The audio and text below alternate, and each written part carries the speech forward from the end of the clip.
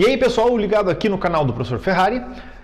Hoje o nosso vídeo ele vem lá de um pedido do Instagram. Abri a caixa de perguntas lá, falei, pessoal, vídeos de história ou quaisquer afins, né, vídeos um pouco mais rápidos. E esse é um vídeo bastante interessante e acho bom para assim, não só para quem vai fazer vestibular, né, mas também para um público bem amplo, mas também serve para o pessoal do vestibular, porque é importante. É um vídeo sobre conceitos políticos, né, um vídeo básico assim, tá? Até a gente poderia chamar de um vídeo de política básica, certo? Então eu vou começar falando sobre o bom e velho conflito de direita ou esquerda, tá? O que é direita, o que é esquerda, o que é o que não é o que, tá? Primeiro ponto bastante importante, tá? Gente, direita e esquerda não são termos fechados, lacrados e que sempre foi assim ou sempre não foram assim, né? Direita e esquerda, eles têm que ser entendidos de acordo com o quê? De acordo com o tempo e espaço. Tá? Eles não são fechados, né? Fechadinhos, tá? Claro que a gente sabe, por exemplo, né, tem aquela coisa clássica que direita e esquerda nasce lá na Revolução Francesa, quando tem a discussão entre girondinos e jacobinos, que os jacobinos sentavam à esquerda da sala e ali sim vai, tá? Mas vejam uma coisa, por exemplo, né, lá na década de 30, né, quando se falava em socialismo, tá? Na Europa, né? Porque esses termos eles são todos europeus, gente, originalmente europeus, e aí vocês já vão entender porque eu estou falando isso, tá? Quando lá na década de 30 na Europa se pensava no comunismo e no socialismo, né? E aí o pessoal tinha medo do socialismo e um medo real, porque você tinha lá a União Soviética, né? A Revolução Russa ela foi em 17, tá? E em 30, a gente já tinha passado pela crise de 29 e a União Soviética ela passou tranquila pela crise de 29, porque ela estava isolada e a União Soviética então estava já crescendo. Vamos lembrar que após a década de 30 a União Soviética ela vai vender comida, inclusive para a Europa, ela vai alimentar a Europa, né? Então a União Soviética está grande, firme e forte, né? Então há um medo das elites europeias em relação a esse socialismo. Eles não têm medo da esquerda. Lá não se referiam à União Soviética e ao socialismo como esquerda. Como que eles se referiam? Eles usavam o termo o bolchevismo, o marxismo, tá? Então quase não se usava. Vocês estão entendendo? Então é um termo que naquela época não fazia muito sentido. Sacaram? Tanto que essa história de chamar o nazismo de esquerda vem exatamente de lá. Tá? Porque no pós-crise de 29, a escola austríaca de economia, especialmente lá com o Mises, né? O Mises, tá? Escrevendo sobre as experiências, né? E depois o Hayek também, que vai ser um aluno do Mises, escrevendo sobre as experiências econômicas pós-crise de 29, eles vão chamar qualquer experiência de intervenção estatal de esquerda. Entenderam? Qualquer experiência de intervenção estatal na economia de esquerda. Tanto que eles vão dizer que os Estados Unidos, lá com o New Deal, né, do Roosevelt, que é um conceito keynesiano de esquerda. Só que nada a ver isso para hoje. Tá? E nem mesmo para a época, claro, porque isso não é esquerda. Esquerda são outras coisas, tá entendendo? Só que daí vai lá o Mises, que é um economista, não é um sociólogo, não é um historiador, e classifica isso como esquerda. Vocês entenderam? Isso é um exemplo. É por isso que até hoje ficam repetindo, o nazismo é de esquerda, mas não é, tá? Porque para ser de esquerda, né, para ser, vamos dizer assim, um movimento ligado ao socialismo, tá? Qual que teria que ser a primeira coisa? A supressão da propriedade privada, né? Esquerda e socialismo têm que defender a pauta do fim da propriedade privada. No nazismo, nunca se defendeu o fim da propriedade privada. No fascismo, nunca se defendeu o fim da propriedade privada. Pelo contrário, né? Se defendeu e muito a propriedade privada. A propriedade privada ela se tornou quase que uma tradição. Tá? Então vamos com calma nisso tudo, certo? Um exemplo, tá? Então assim, ó, gente, quando nós pegamos e destrinchamos um pouco mais isso de direita e esquerda, a gente pega outros termos que são muito confundidos hoje em dia no Brasil. Por exemplo, liberalismo, tá? Liberalismo no Brasil é uma coisa, o liberalismo europeu já é outra coisa, que já é outra coisa diferente do liberal nos Estados Unidos também. Tá? Mas eu vou pegar o termo entre aspas, tá? Entre aspas, o termo puro da Europa, porque é onde surge. Tá? O termo liberalismo, ele vai surgir lá na Europa, né? Século 17, 18, especialmente lá com o John Locke e Adam Smith. Tá? Eu vou dar um exemplinho aqui, ó. Liberal para o John Locke. Né? O que é o liberalismo do John Locke? É você proteger, nessa ordem, a vida, a liberdade, tá? E daí tem mais umas 2, 3 coisas, e lá, por último, a propriedade. Então o John Locke fala, ó, primeiro de tudo a vida. Claro, porque se você não estiver vivo, você não tem outros direitos, obviamente. Né? Depois, a liberdade das pessoas. Tá? Aqui no Brasil, o liberalismo brasileiro, ele defende lá, acima de tudo, o mercado. Estão entendendo? O liberalismo brasileiro, e aí eu vou parafrasear o Sérgio Buarque de Holanda, o liberalismo brasileiro ele é um grande mal entendido. Né? Eu não vou generalizar. Existem alguns liberais brasileiros hoje que compreendem muito bem esse conceito liberal. Claro, esse conceito liberal mais puro europeu, tá? Vou citar um exemplo aí que eu conheço lá do Twitter, por exemplo, o Carlos Góes, né? O Ivanildo III, tem umas pessoas mais próximas de mim também que entendem essa terminologia, tá? Querem ver uma coisa? Eu já conversei, né, com pessoas da Europa e expliquei como funcionam os partidos aqui no Brasil. Tá? E aí quando eu expliquei os partidos, ó, tal partido defende isso, tal partido defende aquilo. Sabe qual é o partido mais liberal na concepção de um europeu no Brasil? O PSOL. Por que o PSOL, Ferrari? Como assim o PSOL de esquerda? Na concepção de um europeu, não. O PSOL ele é liberal. Porque o liberalismo europeu, ele defende, antes de tudo, a liberdade do indivíduo. Então, pautas, gente, tá? Pautas como, por exemplo, a descriminalização das drogas, a descriminalização do aborto, tá? Pautas que dizem respeito ao indivíduo. Não estou dizendo aqui o que eu defendo ou não defendo, tá? Isso é uma outra coisa. Estou trabalhando com a questão das pautas. Pautas que dizem respeito ao indivíduo, estão entendendo? São pautas que os liberais defendem. Tá? Ah, o direito às armas, Ferrari. Não. Nos países europeus, não. Porque isso não é uma pauta liberal. Porque armas ferem outras pessoas. Sacaram? Que é diferente da concepção dos Estados Unidos. Porque a concepção dos Estados Unidos, as armas não é para uso individual, é para você se defender do Estado. Na pauta europeia, o Estado é quem defende o cidadão.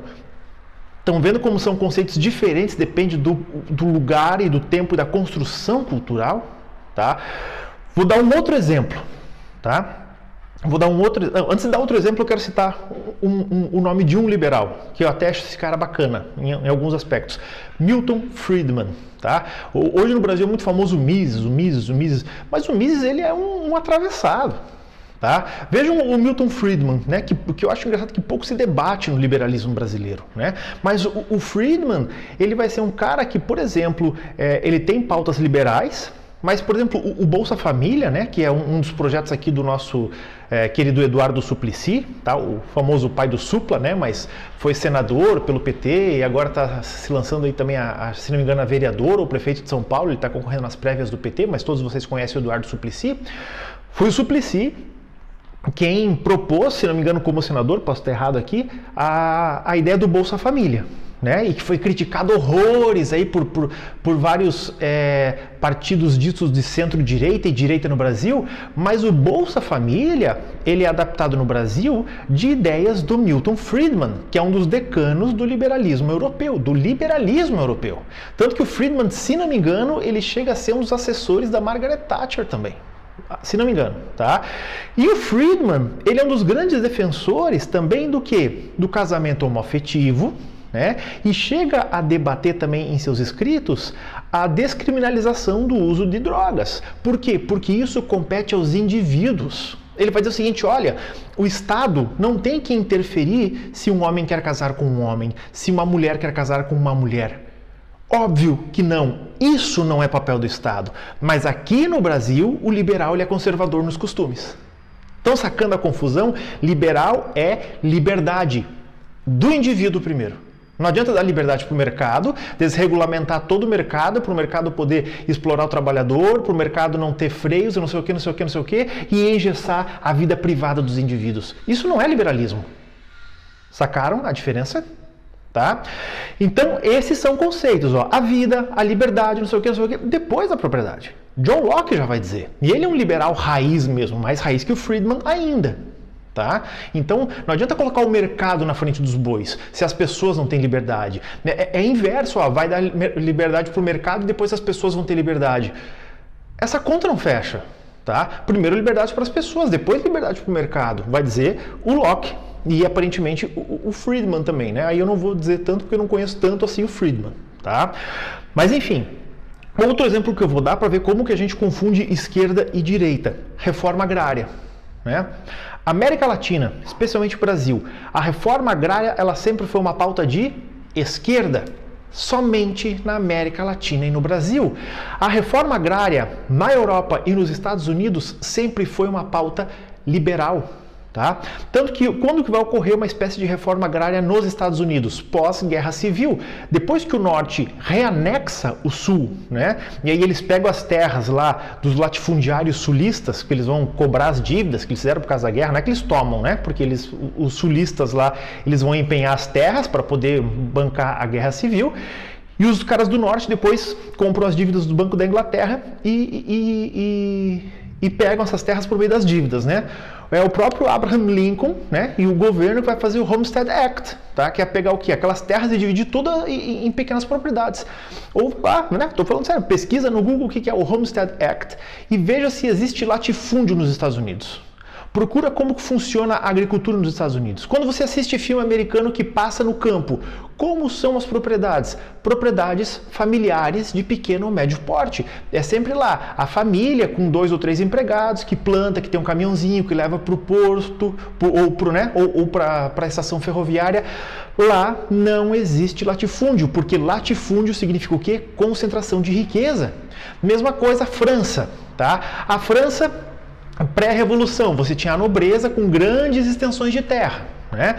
Depois a revolução foi toda uma bagunça, né? Não tinha ordem naquilo tudo. Depois da revolução veio quem? Napoleão. Napoleão governou para a burguesia. Qual foi a primeira coisa que Napoleão vai fazer na França?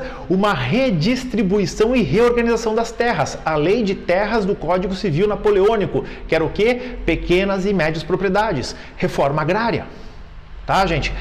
Lá na Roma Antiga, por que mataram Caio e Tibério Graco? Porque eles queriam fazer reforma agrária. Por que mataram Júlio César? Porque ele quis fazer reforma agrária. Tá? Pequenas propriedades de terra é geração de riqueza, que é a grande preocupação do liberalismo. Mas quem que fala isso na Idade Moderna?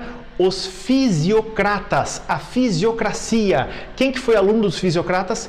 Adam Smith. Tá? Então essa coisa, porque a esquerda vagabunda quer dividir terras, esse é um princípio liberal no mundo todo. Aqui no Brasil não, por quê? Porque esses ditos liberais fazem o quê? Acham que vão ficar ricos lambendo bota de grandes empresários, grandes latifundiários. Não é assim que funciona. O liberalismo no Brasil é sempre um grande mal entendido. Estão sacando? Tá?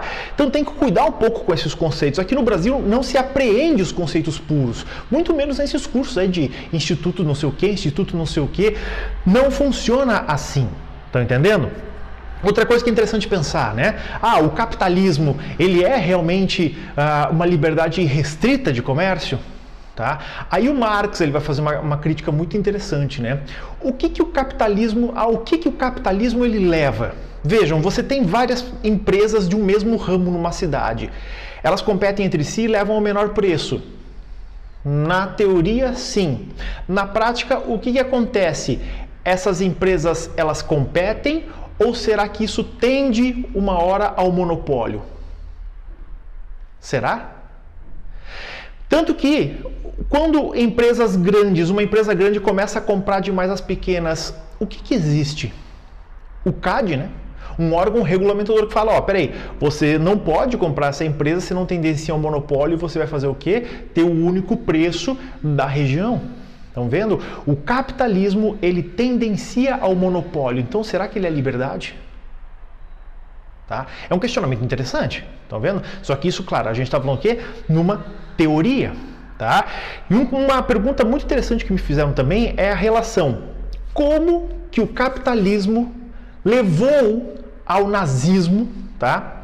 Na questão, ou o nazifascismo.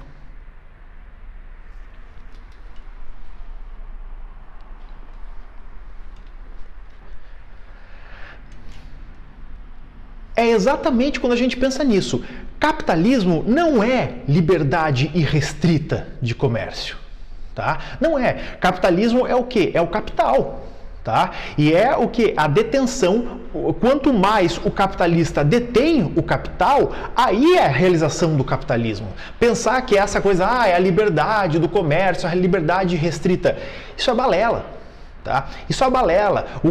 A realização dentro do capitalismo é deter a maior possibilidade de capital. E quando eu elimino os concorrentes por meio da compra, tá? E aí vou exercer o monopólio e poder regular os preços à minha vontade, essa é a realização do capital.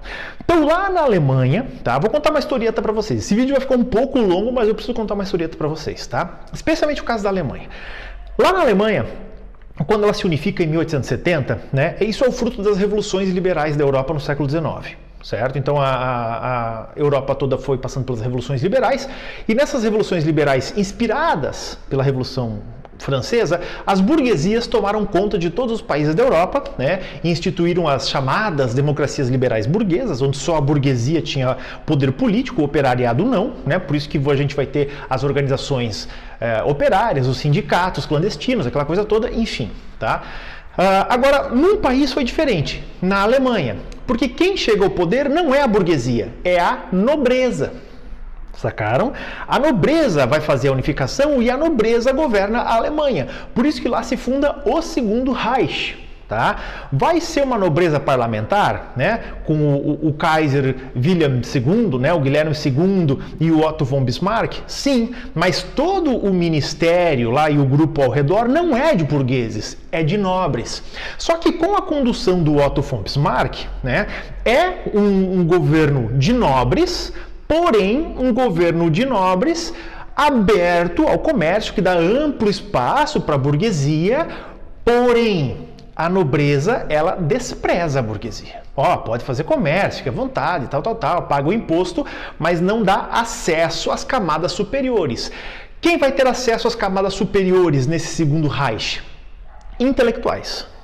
Músicos, filósofos, artistas. Por isso que nós temos toda uma leva ali, já desde o século XVII, XVIII, né, de intelectuais, filósofos, artistas, compositores alemães. Tá? A gente vê, né, esse destaque na Alemanha. Tá? Aí o que acontece? Tem a Primeira Guerra Mundial, né? O Segundo Reich acaba em 18 e é fundada a República de Weimar, né? Que tem uma constituição até que bastante bacana, mas a crise na Alemanha por conta do Tratado de Versalhes é muito grande. O caos social, o caos moral. Nós temos eleições, nas primeiras eleições até o Partido Socialista Alemão que vence a maioria das cadeiras, tá? Tem um grande rodízio ali das cadeiras. Só que assim, pela primeira vez na história alemã, a burguesia, ela está no poder agora, né? A burguesia, ela consegue também ganhar as cadeiras, a burguesia está elegendo os primeiros ministros, os chanceleres, só que a burguesia não consegue tomar conta. Pós-crise de 29, a burguesia está mais perdida que cego em tiroteio. O que a burguesia opta por fazer? Entendam, o que a burguesia opta por fazer na Alemanha, porque o movimento operário está muito bem organizado. O socialismo mais estruturado intelectualmente da Europa estava na Alemanha. O que a burguesia, assustada e acuada pelo socialismo organizado, resolve fazer? Entregar o poder para o fascismo. Tá? Essa é a solução da burguesia. A burguesia entrega o poder para o fascismo. Tá? Os 18 maiores industriais da Alemanha, tá? Nomes como Porsche, Bosch, Mercedes-Benz, né? Esses nomes aí, eles vão lá, fazem um abaixo-assinado para von Hindenburg, que era o chanceler da Alemanha, e pedem para que coloque Hitler como primeiro-ministro da Alemanha. O Hitler não tinha vencido as eleições, mas eles pedem para que o von Hindenburg o coloque. Tá? É aí o buraco. Tá? A burguesia pede. Na verdade, as SA, que eram a milícia paramilitar nazista, já perseguia, financiada pela burguesia, já perseguia líderes sindicais, já perseguia sindicatos, porque a polícia alemã oficialmente não podia fazer isso, embora muitos policiais já participassem extraoficialmente dessas milícias.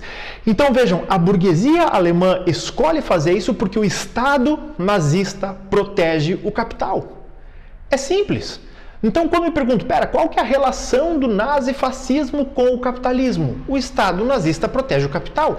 E depois, sim, o Estado nazista ele vai intervir na economia, vai fazer um planejamento estatal de setores econômicos, para quê? Para beneficiar a alta burguesia alemã, ponto.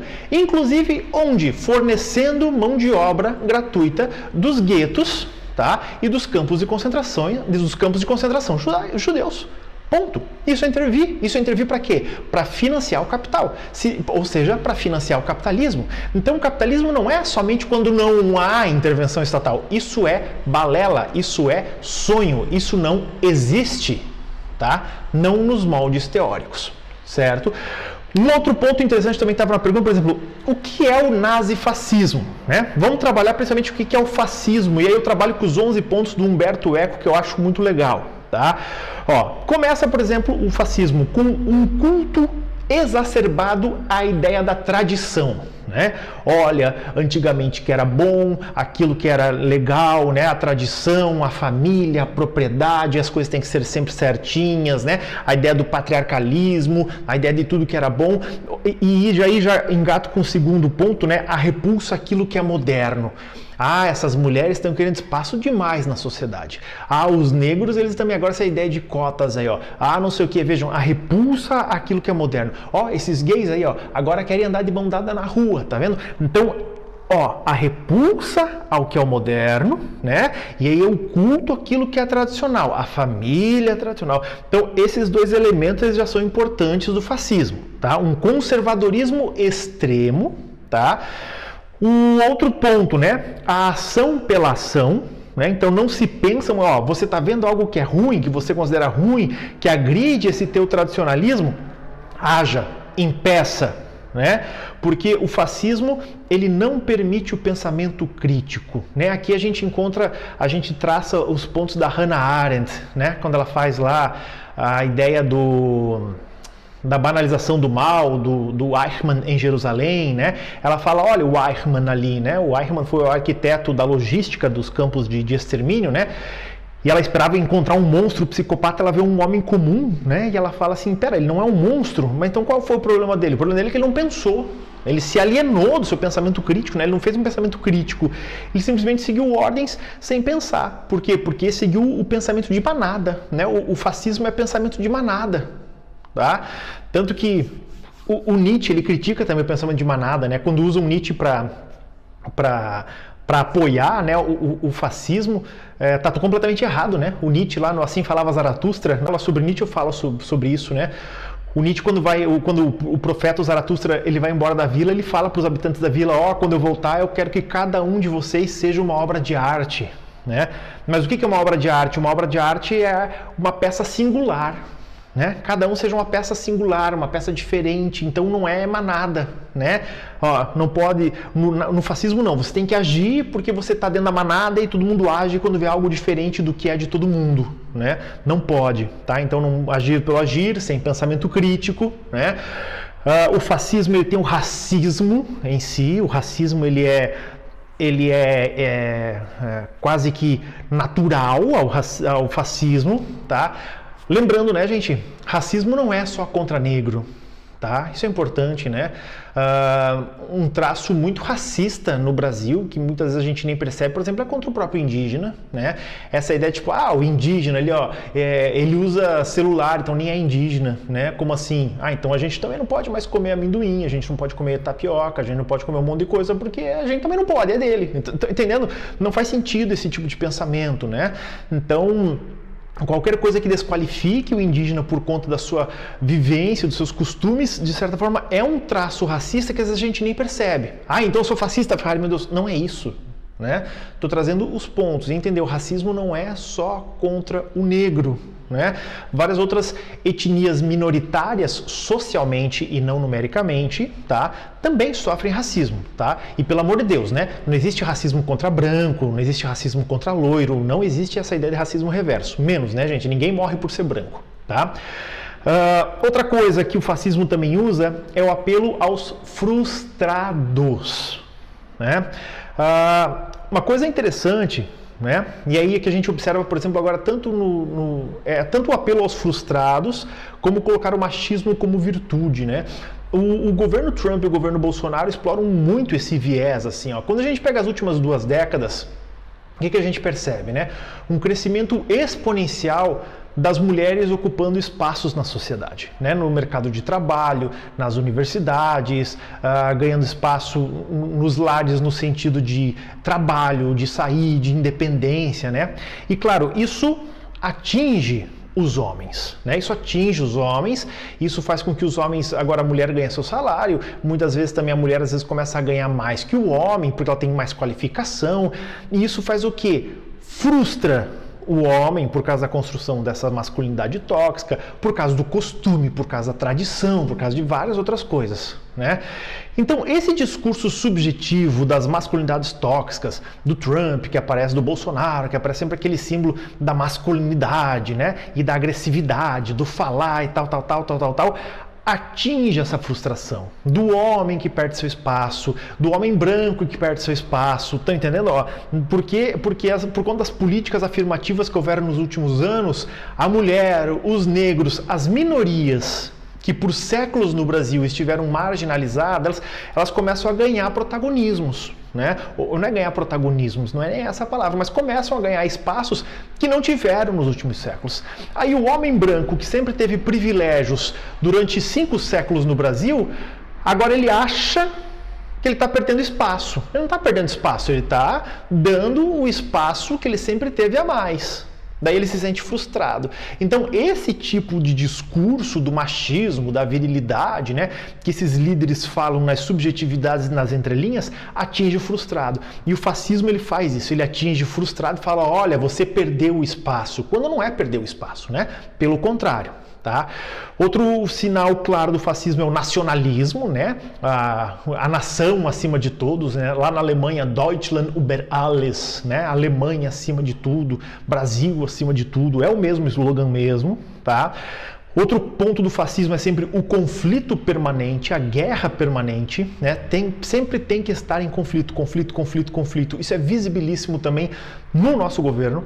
As eleições acabaram já faz 1 ano e meio, mas parece que está sempre em conflito, né? O governo está sempre buscando inimigos. Olha, o PT já está lá, a esquerda está brigando entre ela, né? O PT está brigando com a própria esquerda, não sai disso, mas toda hora o PT, a esquerda, porque tem que estar em conflito permanente para que o inimigo esteja sempre visível, para que esses defensores, né, do mito, que daí é o outro ponto agora, o heroísmo, o mito, eles estejam sempre de prontidão para tudo, tá? Porque então esse heroísmo é o mito carregado do machismo, porque daí esse líder, que daí a gente chega no último ponto, né? O líder, ele representa essa vontade comum, porque essa vontade comum ela está sempre disposta, né? Vejam, o fascismo ele é um negócio que ele toma as pessoas por completo e fecha aqui, ó. Ah, Fer, então você está afirmando que o Bolsonaro ele é fascista. Eu não afirmei nada, né? Aí eu deixo a subjetividade da coisa por vocês, certo? Bom, um último ponto que eu quero trabalhar ainda, porque agora esse vídeo ficou longão, né? Mas ele é importante, é a questão também, gente, do socialismo, tá? A gente tem que tomar um cuidado, tem canais, claro, bem melhores que o meu, né, para explicar isso, mas aqui é um vídeo básico, tá? Na tese marxista, tá? O socialismo é o quê? Ele seria um regime político-econômico, né, onde deixaria de existir a propriedade privada dos meios de produção, tá? Eu lembro quando eu era menor, assim, quando eu era criança, meu pai falava, se o socialismo vencer no Brasil, quem tem 2 carros vai perder 1, né? Não é isso, né? Não é dos seus bens pessoais, são a propriedade de produção, as fábricas, as terras, né? Isso deixaria de existir, tá? E tudo isso seria gerido pelos trabalhadores, né? Então, mas seria gerido como? Pelo Estado, tá? Durante um período, né? Até o período onde o Estado deixaria de existir e aí vigoraria o comunismo. Tá? O comunismo ele é o estágio final do socialismo. Então não existiu, nunca existiu um país comunista. Porque país comunista ele é paradoxal. Porque o comunismo é onde não existe país, vocês entenderam? É o fim da coisa, é o fim do Estado. Então dizer que comunista é o Estado pleno também é bobagem. Porque o comunista ele quer o fim do Estado.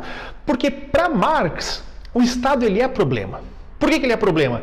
Porque ao longo de toda a história, para Marx, desde lá do Egito, da Mesopotâmia, até os dias de hoje, do lado de quem que está o Estado, gente? O Estado sempre está do lado dos ricos. Né? Quando tem manifestação, a polícia vai para cima de quem? Dos pobres. A polícia, que é o braço armado do Estado, ela vai bater no grevista, né? Ela nunca vai bater em manifestação de rico. Vocês estão entendendo? É mais ou menos por aí a coisa. Então, para o Marx, o Estado é sempre o objeto que mantém o status quo. Tá? O objetivo final do Marx é o fim do Estado. Sacaram? Tá? Só que o socialismo é o meio do caminho, onde o Estado vai tomar conta de tudo, mas esse Estado vai ser dirigido pelos operários, pelos proletários. Tá? Aí o Marx ele é um pouco ingênuo mesmo, né, de achar que que esses proletários vão continuar sendo proletários, né? E nem é a direita que faz essa crítica ao Marx. Não é. É quem?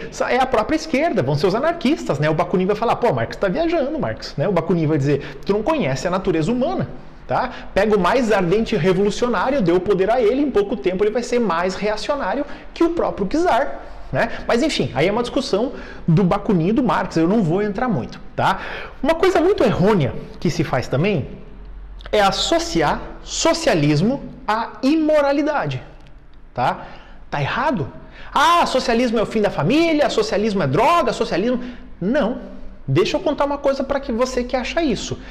Assim que o Lenin assume o poder na União Soviética, tá? O Lenin ele vai começar a caçar e a dizimar traficante de heroína e ópio, por exemplo. Vocês sabiam disso?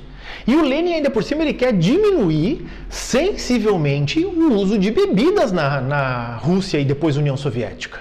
Tá? O socialismo leninista ele é extremamente moralista nesse sentido. Por quê? Porque o Lenin vai dizer, olha gente, drogas, elas alienam a geração dos jovens. O Lenin fala isso. O Trotsky ele vai pela mesma linha. Não dá para liberar drogas. Não dá para a gente fazer isso. E mesmo o álcool ele tem que ser com parcimônia, porque os trabalhadores eles vão ficar o quê? Eles vão ficar bebendo e daí não vão se concentrar na luta revolucionária? Cuidado com isso. Tá? Socialismo não é e nunca foi sinônimo de sem vergonhice. Certo? Onde que há toda essa confusão aí? Tá? Gramsci. E não que o Gramsci libera tudo também. Tá? É o seguinte, ideologia. O que é ideologia para Marx? Marx vai dizer, só existe uma ideologia, a ideologia burguesa. Tá? Para ele, ideologia, só existe a ideologia de quem está no poder, que é aquilo que mascara para que o proletário veja que ele realmente está sendo explorado.